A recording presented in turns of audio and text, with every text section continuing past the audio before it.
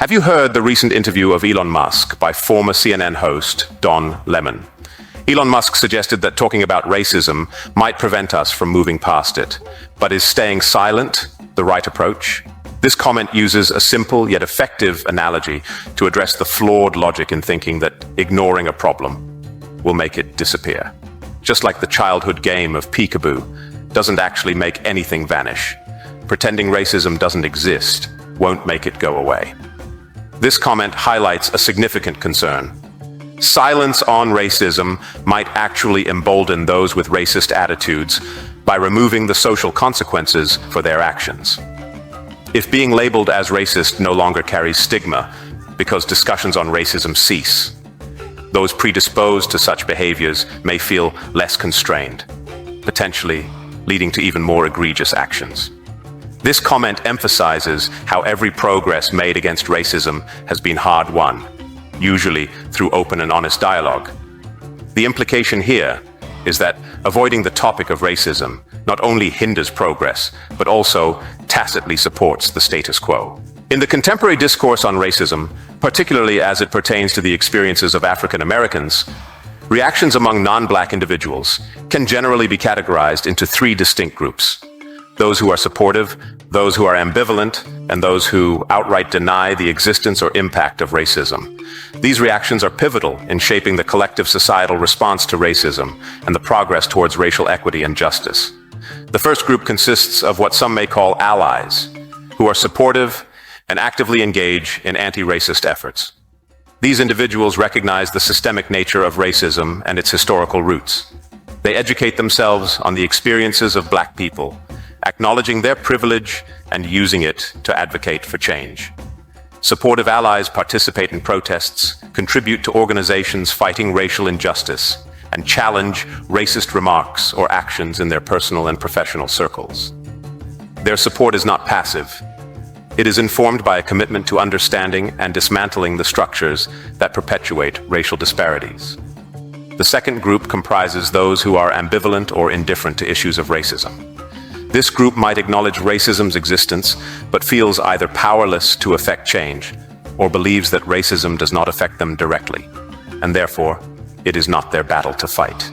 People in this category may express sympathy towards victims of racial injustice, but refrain from taking concrete actions to support anti-racist efforts.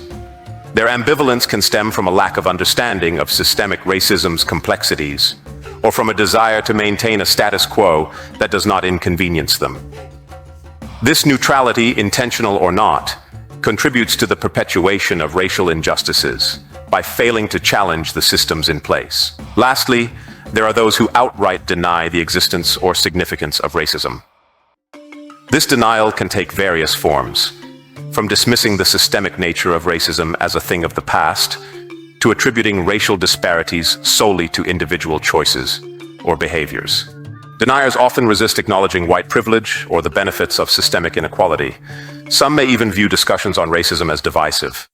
This group's refusal to acknowledge racism as a pervasive and systemic issue hinders the progress towards racial equality by invalidating the experiences of Black individuals and undermining efforts to address racial injustices. Elon Musk's assertion that not talking about racism will make it go away stands in stark contrast to the historical and contemporary realities of racial issues. Firstly, the silence on racism does not equate to its eradication. Racism is not merely a series of individual acts of prejudice, but a systemic issue that permeates various aspects of society, including legal, educational, and economic systems. Ignoring racism allows these systemic injustices to continue unchallenged, perpetuating inequality and discrimination without any mechanism for accountability or change. Elon Musk claims to be a champion of free speech with the acquisition of Twitter, or what he now calls X. Drawing a parallel to racism, just as Musk emphasizes the importance of free speech and vigorous debate in uncovering truth, discussing racism openly is crucial for societal progress. Silence or denial of racism inhibits the collective understanding and addressing of its root causes and manifestations. Furthermore, the idea that discussing racism perpetuates its existence misunderstands how awareness and education work. Recognizing and talking about racism are the first steps toward change. It involves acknowledging the experiences of those affected by racism, understanding the historical and current injustices, and working collectively to address these issues. This approach aims not to deepen divisions, but to bridge gaps through empathy, understanding, and action. African Americans have faced discrimination in healthcare for decades, highlighted by several notorious examples. The Tuskegee syphilis experiment, conducted between 1932 and 1972, misled hundreds of black men with syphilis into believing they were receiving treatment, only to be left untreated for researchers to study the disease's progression. Dr. James Marion Sims, known as the father of modern gynecology, performed experimental surgeries without anesthesia on enslaved black women in the 19th century, under the racist belief that black people had a higher tolerance for pain. Beyond these egregious acts, systemic racism has historically limited African Americans' access to quality health care and led to disparities in treatment. This includes segregation in healthcare facilities, inferior care, and the impact of implicit racial biases among healthcare professionals, which influence treatment decisions and patient interactions. When black soldiers who fought for America during World War I returned, they found they were still treated unfairly, without the rights and chances for success they fought to protect.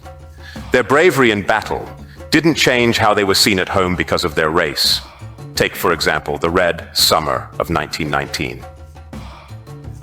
This was a time of intense racial violence in the United States. African Americans faced attacks and discrimination, and the authorities often did nothing to stop it. In cities like Chicago, Washington, D.C., and Houston, there were riots and violence.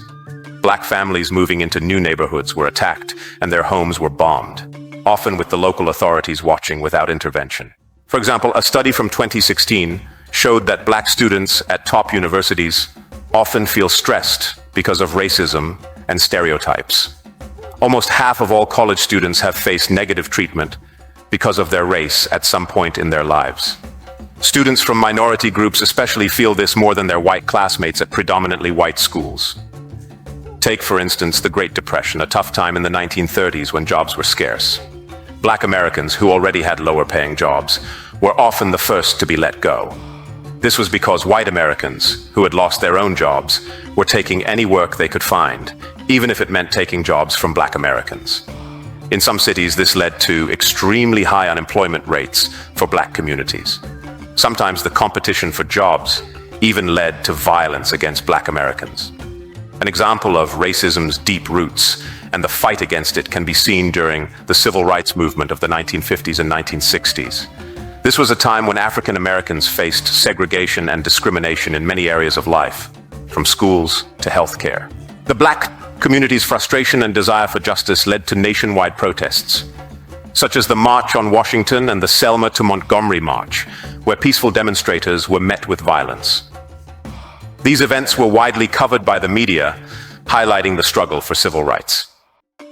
Racial trauma comes from these experiences, including harassment and discrimination. This trauma is often passed down from one generation to the next. Racism's roots are old and spread far, going beyond just the actions of individuals who openly admit to being racist. Historically, racism has often been met with silence, but its consequences are loud and clear. Silence in the face of racism allows it to continue and grow. It's not just the actions of those who discriminate that cause harm, but also the inaction of those who fail to stand against it.